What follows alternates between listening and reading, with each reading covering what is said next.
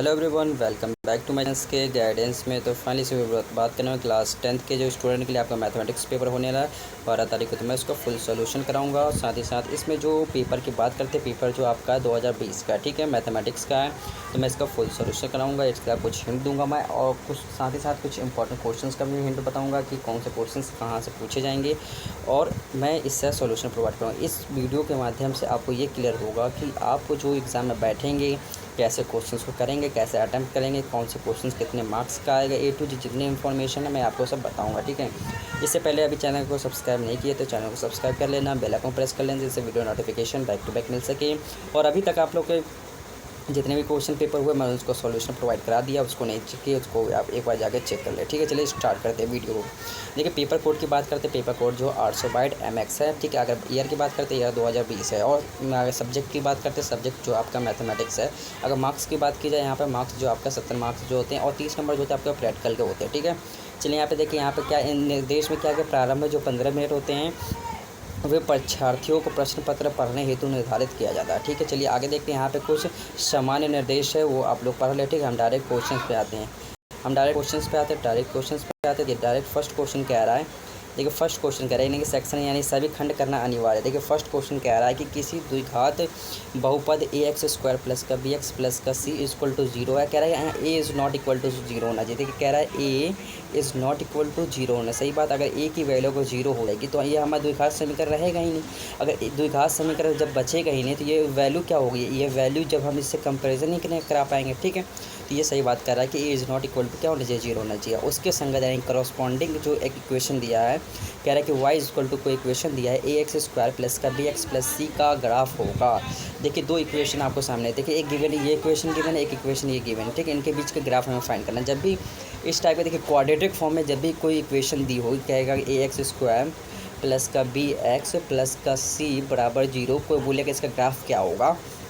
जब इसका ग्राफ बोलेगा तो जब यहाँ पे बोले कि ए की value is not equal to हो जाना होना चाहिए क्या 0, तब कोई भी ग्राफ आएगा ऐसे बोलेगा, इस टाइप का ग्राफ बोलेगा तो आप क्या बोलेंगे, उसको पैराबोलिक बनाएंगे। यानी कैसा बनाएंगे, वृत्ताकार, सॉरी इसका कैसा ग्राफ बनाएंगे, परवलयाकार बनाएंगे। यानी ऑप्शन नंबर सी इस क्वेश्चन का राइट ऑप्शन होने लगा। कैसा बनेंगे, या तो ग्राफ ऐसा हो जाएगा, ठीक है, अपवर्ड पैराबोला हो सकता है, या तो ग्राफ डाउनवर्ड पैराबोला हो सकता है, ठीक है, या तो राइट साइड पैराबोला हो सकता है, या लेफ्ट साइड पैराबोला हो सकता है, ठीक है।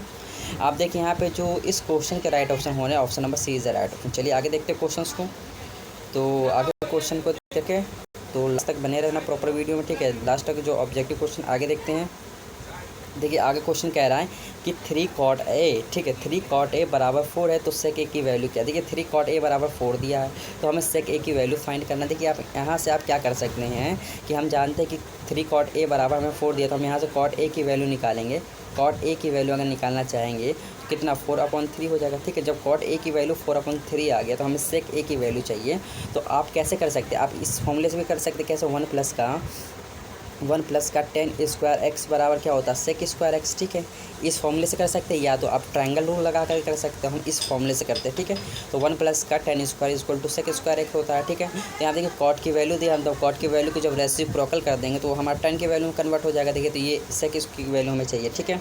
तो हमें sec की वैल्यू चाहिए, तो sec एक एज इट इज रखते हैं, ठीक है, बराबर रूट के अंदर क्या हो जाए, रूट के अंदर 1 प्लस का tan² को हम क्या कर देंगे, 4/3 है, ठीक है, 4/3 तो इसको हम लिख देंगे यानी कि 3/4 का होल स्क्वायर कर देंगे, ठीक है, होल स्क्वायर कर देंगे।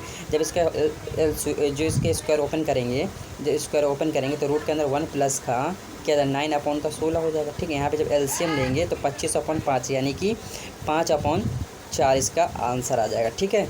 चलिए आगे क्वेश्चन देखते हैं। यानी कि sec a बराबर क्या हो गया, 5/4 is the right option. Option number second is the right option. आगे देखते हैं क्वेश्चन को। आगे क्वेश्चन कह रहा है कि 1 से 9 तक प्राकृतिक सम संख्याओं का समांतर माध्य क्या होगा। देखिए 1 से 9 तक 1 2 3 4 एंड 9 तक, ठीक है। कह रहा है कि सम प्राकृतिक संख्याओं का समांतर माध्य क्या होगा। देखिए इस टाइप के क्वेश्चन करेंगे, एक फॉर्मूला होता है, क्या होता है, b बराबर क्या होता है, a प्लस का c बराबर 2 होता है, ठीक है। ठीक है, इस फॉर्मूले से आप यहाँ पे क्या कर सकते हैं, यहाँ से a की वैल्यू क्या होगी, प्रथम पद यहाँ से आपका क्या होगा, 1 होगा, ठीक है। इनके बीच डिफरेंस क्या होगा, इनके बीच डिफरेंस अगर बात करते हैं तो 1 हो जाएगा, ठीक है। अगर लास्ट वैल्यू यहाँ पे क्या रख देंगे, 9 रख देंगे। यहाँ पे जब वैल्यू पुट करेंगे यहाँ से आंसर निकाल लेंगे, ठीक है। चलिए आगे क्वेश्चन देखते हैं। आगे क्वेश्चन कह रहे कोई ए पी दिया है, ठीक है, माइनस का 5 -1 3 7 है, इसके बीच का सारवंतर यानी कि डी की वैल्यू फाइंड करना है। देखिए क्या चलते करते हैं, ठीक है। देखिए माइनस का 4 दिया है, ठीक है, माइनस का 5 दिया, माइनस का 1 दिया, 3 दिया और 7 भी। इसके बीच का डिफरेंस अगर फाइंड करना है तो A2 माइनस A1 बराबर डी होता है, ठीक है। A3 देखिए A3 माइनस का A2 बराबर क्या होता है, डी होता है। तो ये डी जो होता है आपस में क्या होता है, इक्वल होता है ना, सारवंतर। इनके बीच का डिफरेंस क्या होगा, इक्वल होना चाहिए। देखिए अगर इसके माइनस करेंगे यानी कि A2 माइनस A1, A2 हमारा क्या है, A1 है, यानी कि माइनस का 1 में से प्लस का 5 है। जब माइनस माइनस से करेंगे तो माइनस का 5 जो है वो प्लस का 5 में कन्वर्ट हो जाए, इसकी वैल्यू निकालेंगे तो 4 आ गया, ठीक है, यानी कि सारवंतर डी आ गया। चलिए इसको चेक करते हैं, A3 माइनस A4, ये A3 में से माइनस A4 का वैल्यू करेंगे, क्या करेंगे, A3 में से A4 को तो ये भी 4 आ जाएगा, यानी कि option number first is the right option. चलिए आगे देखते हैं, 4 इज़ द राइट ऑप्शन। देखिए आगे क्वेश्चन कह रहा है कि पासे को एक बार फेंकने पर सम संख्या प्राप्त होने की प्रायिकता। देखिए पासा है, हमने माना कि पासा की फेंकने की जो प्रायिकता है, प्रोबेबिलिटी क्या होगी। तो देखिए कोई भी डाइस है, डाइस को अगर हम उसको एक बार उछालेंगे तो या तो 1 आ सकता है, या तो 2 आ सकता है, या तो 3 आ सकता है, या तो 4 आ सकता है, या तो 5 आ सकता है, या तो 6। इसके ज़्यादा सैम्पल स्पेस कुछ बनेगा नहीं, ठीक है, जो सैम्पल स्पेस है इससे ज़्यादा बाहर कुछ बनेगा नहीं। इन्हीं कंडीशन में आपको सेटिस्फाई कराना है। जब देखिए इसकी बात करते हैं 1 2 3 4 5 6, ठीक है, इसकी बात करते हैं। देखिए इसमें कुल संभावना, इसमें कुल मैक्सिमम वैल्यू कितनी, यानी कि जो प्रोबेबिलिटी है वो 6 है, ठीक है, 6 है, ठीक है। और इसमें कह रहा है कि इवन नंबर यानी कि सम संख्या यानी कि प्रायिकता पूछा, सम तो 2 है, ठीक है, 1 2 3 यानी कि 3/6 यानी कि 1/2 हो जाए, यानी कि जो हमारा सम संख्या यानी कि जो प्रोबेबिलिटी है 1/2 हो गई, यानी कि क्वेश्चन का फर्स्ट ऑप्शन राइट होने वाला है, option number first is the right option. आगे क्वेश्चन को देखते हैं, चलिए आगे क्वेश्चंस को देखते हैं। इस पे क्वेश्चन आते हैं, देखिए आगे जो ऑब्जेक्टिव क्वेश्चन आपको यहाँ पे दिया है, ऑब्जेक्टिव क्वेश्चन आगे आपको यहाँ पे दे रखा है। चलिए आगे देखते हैं, आगे ऑब्जेक्टिव क्वेश्चन, हाँ चलिए आगे देखते हैं। अब देखिए नेक्स्ट क्वेश्चन ऑब्जेक्टिव कह रहा है कि ऑब्जेक्टिव क्वेश्चन नेक्स्ट आगे कह रहा है कि चित्र में ओ क्या है, एक डायग्राम देखिए, डायग्राम ओ के अंदर जो वृत्त की जीवा PQ है, ठीक है, और क्या कह रहा है कि जो PT स्पर्श रेखा, ये जो P है ना, PT जो है ये स्पर्श रेखा पे हम जानते हैं कि हमेशा 90 डिग्री का कोण बनता है, ठीक है, 90 डिग्री का कोण बनता है। तो कह रहा है ट्रायंगल ऑफ POQ का मान क्या होगा। ट्रायंगल ऑफ देखिए POQ का मान है कि ये वाले एंगल हमें फाइंड करना है, ये कितना होगा। देखिए इसका मैं यहाँ पे देखिए 90 डिग्री का कोण बनेगा, ठीक है, ये एंगल आपको गिवन है, क्या ट्रायंगल ऑफ QPT गिवन है, ठीक है, ट्रायंगल ऑफ QPT यानी कि ये एंगल हमें इतना गिवन है, ठीक, इतना एंगल गिवन है, ठीक है। हम जानते हैं कि स्पर्श से पे 90 डिग्री का कोण, ये पूरा 90 हो गया, तो ये हमारे पास 30 डिग्री हो जाएगा, ठीक है, यहाँ पे 90 हो जाएगा, ये हमारे पास 30 डिग्री हो जाएगा, यहाँ पे 90 से करेंगे, ये पूरा हमारा 90 होता है। जब हम इतना हमें अगर ये इतना देखिए, जब हमारा ये पूरा कोण जो होता है, ये वाला पूरा कोण गिवन होता है वो 90 होता है। जब हमें इतना कोण दे रखा है, इतना कोण दे रखा है, तो ये वाला कोण हमारे पास 30 डिग्री हो जाएगा। जब ये कोण 30 डिग्री हमारे पास हो जाएगा, ये कोण भी 90 डिग्री पूरा होता है, ठीक है। ये कोण निकालेंगे तो यहाँ से ये वाला कोण नहीं निकाल सकते कि हम त्रिभुज ट्रायंगल ऑफ A प्लस का ट्रायंगल ऑफ B प्लस का ट्रायंगल ऑफ C बराबर 180 लगा करके यहाँ से आप ये वैल्यू गिवन कर सकते हैं, ठीक है, ये वाला O की वैल्यू गिवन कर सकते हैं। चलिए आगे क्वेश्चन देखते हैं। आगे क्वेश्चन कह रहा है यदि क्वेश्चन नंबर 2 में देखते हैं, ठीक है। क्वेश्चन कह रहा है कि 27,23, x माइनस का 4, ठीक है, x प्लस का 4, 15, 3, 7 का समांतर माध्य जो कह रहा है कि जो अर्थमेटिक मीन जो दे रखा है 15 दिया, तो x की वैल्यू गिवन करा। देखिए इस टाइप के क्वेश्चंस करने के लिए जो बेस्ट तरीका होता है, हमने अभी जस्ट इससे पहले ऑब्जेक्टिव क्वेश्चन में फॉर्मूला बताया था। फॉर्मूला क्या होता है कि B बराबर क्या होता है, B बराबर A प्लस का C/2 होता है, ठीक है। सर ABC क्या है, देखिए जो आपका B एज इट इज़ रखिए, ठीक है, B तो एज इट इज़, हमें D की वैल्यू चाहिए ना। देखिए B जो है यहाँ पे क्या होता है, सारवंतर होता है, D लेते हैं, B बोले चाहे D लिखे, ठीक है, D बराबर A प्लस C/2 होता है, ठीक है। तो यहाँ से आप सारवंतर की वैल्यू देखिए, यहाँ पे आप क्या करेंगे, A2 माइनस A1 करेंगे, यहाँ से A2 माइनस A, इस जो जस्ट फॉर्मूला होता है उस पर रखेंगे तो आपका आंसर आ जाएगा, ठीक है। चलिए आगे क्वेश्चन देखते हैं कि मैदान में खड़ी एक कार का जो 75 मीटर ऊंची मीनार से अवनमन को जो है 30 डिग्री है, तो मीनार के आधार से कार की दूरी हो। देखिए मीनार हमने बना लिया, ठीक है, मीनार से कार की जो ऊंची दे रही यानी कि हमने मान लिया 75 मीटर ऊंची ये कोई इमारत है, ठीक है, इमारत है। अवनमन को देखिए ये जो भूतल यानी कि मीनार के आधार से, ठीक है, एक मैदान जो है, यहाँ पे मैदान में खड़ी कार, हमने मान लिया कि यहाँ पे कार खड़ी है, ठीक है, कार खड़ी हुई है, ठीक है, यहाँ पे हमने मान लिया कार है। क्या 75 मीटर ऊंची मीनार से अवनमन कोण जो है, अवनमन कोण हम पहले मीनार के बीच उन्नयन कोण निकाल लें। इसके बीच हमने अवनमन कोण, अगर ये जो अवनमन कोण ये जो कोण दिया है वो हमारे पास 30 डिग्री दिया है, ठीक है। अच्छा, हम ये कोण जानते हैं, ये जो 30 डिग्री कोण दिया है तो ये एकांतर कोण ये भी 30 डिग्री हो जाएगा, ठीक है। आप पढ़ रखिए फॉर्मूला कि एकांतर अंतःकोण आपस में क्या होते हैं, बराबर होते हैं। तो हमें क्या कह रहा है कि मीनार के आधार से कार की दूरी, ये जो मीनार, ठीक है, ये जो क्या कार है और ये मीनार की आधार की है, ठीक है। तो इसके बीच की दूरी हमने मान लिया कि x है, तो ये x की वैल्यू फाइंड करना है, ठीक है। अब कैसे करेंगे, तो यहाँ पे आप tan थीटा लगा देंगे, ठीक है। tan थीटा बराबर क्या, tan थीटा की वैल्यू, tan थीटा बराबर क्या होता है, लाल बटे कक्का पर रखें, ठीक है, लाल बटे कक्का पर रखें, ठीक है, लाल बटे कक्का, यानी कि लंब बटे क्या होता है, आधार होता है। tan थीटा बराबर लंब बटे आधार होता है। जब tan थीटा बराबर लंब बटे आधार लगाएंगे तो लंब का काम तो आपको 75 कर दे, आधार का काम क्या x हो जाएगा। और tan 30 की वैल्यू क्या होती है, tan 30 की वैल्यू 1/√3 होती है, ठीक है। जब इसको करें कैंसिल आउट करेंगे, x की वैल्यू कितना हो जाएगा, 75√3 हो जाएगी।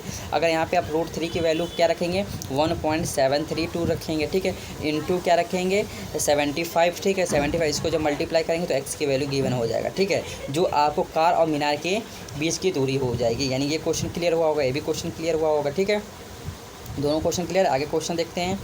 आगे क्वेश्चन कह रहा है कि दो विभिन्न पासों को एक साथ उछाला जाता है तो 2 अंक आने के बाद, देखिए दो विभिन्न पासा, दो विभिन्न पास हैं। अच्छा देखिए, दो विभिन्न पासों को एक साथ फेंका जाता है तो टोटल प्रायिकता हमारे पास 36 हो जाएगी। क्यों 36 हो जाएगी, कि 2 की पावर, ठीक है, क्यों 36 हो जाएगी। देखिए 6 जो एक पासे को फेंकने की जो प्रोबेबिलिटी होती है उससे 6 होती है। 2 पास है उसकी स्क्वायर कर देंगे, नहीं 36 हो जाएगी। 2 पासा फेंकने की जो मोस्ट प्रोबेबिलिटी है 36 होगी। लेकिन कह रहा है कि विभिन्न एक क्या है, एक दुख अंक आने की जो प्रायिकता क्या होगी, ठीक है। देखिए ये आपको करना। नेक्स्ट क्वेश्चन कह रहा है कि यदि द्विघात समीकरण को दिया px² माइनस का √2px प्लस का 15 = 0 के मूल जो है बराबर है, यानी कि जो अल्फ़ा और बीटा जो है वो कह रहा है इक्वल है, यही होता है ना इसका मूल। अल्फ़ा और बीटा क्या कह रहा है, इक्वल है, तो p की वैल्यू फाइंड करना। देखिए p की वैल्यू फाइंड कर, कह रहा है कि अल्फ़ा और बीटा का मूल बराबर है तो p की वैल्यू फाइंड करें। चलिए आगे क्वेश्चन करते हैं। चलिए क्वेश्चन इसको कैसे करेंगे, इस क्वेश्चन को करने का जो बेस्ट तरीका होता है, कैसे करेंगे इस क्वेश्चन को। देखिए इस क्वेश्चन को कैसे करेंगे, अगर इसको आप कंपैरिजन कर ले थोड़ी देर के लिए, ax² प्लस का bx प्लस का c से आपको = 0 से तुलना करेंगे तो यहाँ पे a की वैल्यू निकल के आ जाएगी। a की वैल्यू क्या निकल जाएगी, p आ जाएगी, ठीक है। अगर यहाँ से b की वैल्यू अगर निकालना चाहे तो b की वैल्यू √5 p आ जाएगा, ठीक है, √5 p आ जाएगा। अगर यहाँ से c की वैल्यू निकालना चाहे तो c की वैल्यू यहाँ से 15 आ जाएगा, ठीक है। अगर 15 आ जाएगा, देखिए मूल बराबर है। अगर यहाँ पे अल्फ़ा प्लस बीटा लगाते हैं, अल्फ़ा प्लस बीटा लगाते हैं तो माइनस का b/a होता है, ठीक है। चलिए माइनस का b की वैल्यू यहाँ पे क्या काम कर रहा है, यानी कि p√5 ले लेते हैं, ठीक है। a का काम क्या कर रहा है, a का काम यहाँ पे क्या कर रहा है, a का काम p कर रहा है, ठीक है। यानी यहाँ से कैंसिल आउट करेंगे तो p से, यानी कि जो अल्फ़ा क्या कह रहा है, अल्फ़ा प्लस बीटा की वैल्यू जो है वो आपका √5 आ जाएगा। इसको इक्वेशन नंबर 1 मान ले, ठीक। अब कह रहा है कि अल्फ़ा इंटू बीटा मान लेते, ठीक। अल्फ़ा इंटू बीटा जो है c/a होता है, c/a। अगर c की वैल्यू 15 दिया है, a की वैल्यू p दिया है, ठीक है, तो इसकी वैल्यू कैसे प्राप्त करेंगे, ठीक है। जो अब ये भी कह रहा है कि जो मूल है वो आपस में क्या है, बराबर है, यानी कि अल्फ़ा जो है वो बीटा के इक्वल है। तो यहाँ से अगर निकालें, यहाँ पे अल्फ़ा की जगह हम बीटा की जगह अल्फ़ा रख दें तो 2 अल्फ़ा हो जाएगा, ठीक है। तो 2 अल्फ़ा बराबर √5 हो जाएगा, ठीक है। यहाँ से अल्फ़ा की वैल्यू निकालना चाहे तो अल्फ़ा बराबर 5√2 हो जाएगा, ठीक है। अल्फ़ा के बराबर 5√2 हो जाएगा। जब वहाँ पर अल्फ़ा की वैल्यू आ गई, ठीक है, तो यहाँ से अल्फ़ा की वैल्यू अगर निकाल लिया हमने, ठीक है, तो आप यहाँ से अल्फ़ा की वैल्यू निकाल ले तो आप इक्वेशन किसी में रख दीजिए, यहाँ से आप बीटा की वैल्यू निकाल लेंगे, ठीक है। और जब बीटा की वैल्यू आ जाए तो p की वैल्यू एज इट इज़ आप निकाल लेंगे, ठीक। चलिए इतना क्लियर है। नेक्स्ट क्वेश्चन देखते हैं। आगे नेक्स्ट क्वेश्चन देखते हैं, क्वेश्चन नंबर 3। हाँ आगे चलिए देखते हैं। क्वेश्चन नंबर 3 कह रहा है k की वैल्यू फाइंड करना है, जो k जो है k प्लस का 9 और 2k माइनस का 1 और 2k प्लस का 7 समांतर जो श्रेणी में क्रमागत पद हैं, ठीक है।